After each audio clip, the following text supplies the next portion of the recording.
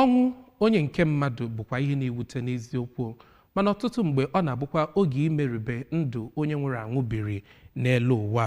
Ọ bụ ọnọdụ a ka a hụtara na ndụ late Chief John Okeke Ezeokeanya bụ onye emerubere ndụ o biri n'elu ụwa na ngwurube ya dị na ụmụ ọdịaka Kindred nke Ụbaha Village ebe na-esi n'obi dị na kansụl ime obodo Idemili South nke Anambra Steeti. Ifeọma Ọkigbo ga-akọtọpụ akụkọ a. N'okwuchukwu ya, Pastọ Chijioke Ezeakum nke kwuru ọtụtụ okwu site na Gospel nke Luke kọwara nke ọma maka ịfụnanya na ebere ma gakwa n'iru gwa ndị otu Kristi ka ha na-ebi ezigbo ndụ.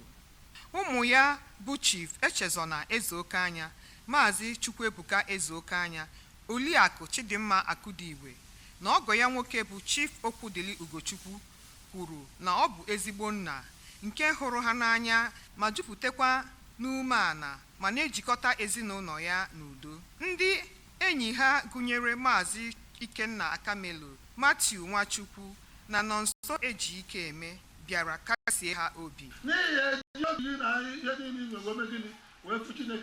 Nna m bụ onye egwuregwu, ọ na-egwu egwu ọfụma, so ọ na-ewute m na ọ lapụrụ m. Etu o si eme ụmụ ihe adịghị agha ọ tụrụ ha na ụdị advice ọ na-enye m na-eme o mechakwa ha na obi ajụ na-atakwa m but kịta ọlọghọziri ya kpọtara ya Gbachukwu katapọt.